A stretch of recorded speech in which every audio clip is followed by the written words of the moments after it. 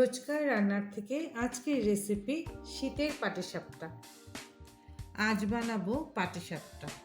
শীত পুরো এখন ভীষণ শীত, তো শীতে সংক্রান্তিও আসছে, তো এখন সবাই আমরা পিঠা খাবোই, তো এর জন্য আমি পাটিসাপটা বানাবো। নিয়েছি এখানে খেজুরের গুড় আর নিয়েছি ক্ষীর। এই ক্ষীরটা কিন্তু আমি ঘরে দুধ শুকিয়ে বানিয়েছি। ক্ষীর, সুজি আর ময়দা, এই দিয়েই আমি আজ বানাবো পাটিসাপটা।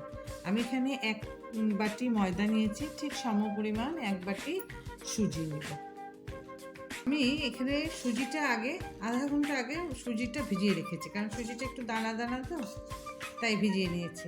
চালের গুঁড়া দিয়েও করা যায়, কিন্তু আমি সুজি দিয়ে করার অভ্যাস, কেন কি আমার মা, আমার শাশুড়ি, ওনারা নিরামিষ খেতেন। ওনাদের স্বামীরা মারা যাওয়ার পরে, আগে প্রথা ছিল না, তো ওনারা না ওই চালের গুঁড়াটাকে মানে এঁঠো মনে করতো, তো সুজি দিয়েই বেশি করতো। তার জন্য আমি সুজি নিয়েছি, এরকম এক বাটি সুজি ভিজিয়ে রেখেছি আধা ঘন্টার মতো, আর এই এক বাটি ময়দা দিয়ে দিব।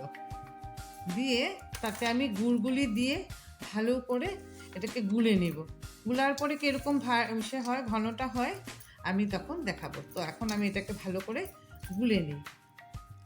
এই যে আমি এরকম এটা গুলে নিয়েছি, ময়দা, সুজি আর গুড়। মিষ্টিটা যে যেমন খায়, তো এটা এরকম ভারীটা এরকম, থিকনেসটা এরকম হয়েছে। এটা এরকম একদম পাতলাও না, আবার একদম ঘনও না, মালপোয়ার মতন ঘনও না। তো এখন আমি এটাকে বানাবো। আমি বেগুনের দিয়ে পিছনটা দিয়ে এবং তেল লাগিয়ে নিলাম তাওয়াতে। তারপর আমি গোলা দিয়েছি যে এইরকম ঠিক হয়েছে, তো আমি এখন গোলাটা দিয়ে দিলাম। গোলাটা দিয়ে এটা কিন্তু লো ফ্লেমে করতে হয়, এভাবে ঘুরিয়ে রেখে দেব। এটা আস্তে আস্তে এক পিঠ হোক, একটা সাইড আস্তে আস্তে হয়ে গেছে। এখন আমি তাতে ক্ষীরটা দিয়ে দিলাম, দিয়ে আমি এটাকে আস্তে আস্তে উল্টে দেব। আস্তে আস্তেই করতে হয়, না তো কালো কালো ঝরে বিষয় হয়ে যায়, ভালো লাগে না। লাল লাল হয়ে গেলেও ভালো লাগে না। দেখো কি সুন্দর হয়েছে।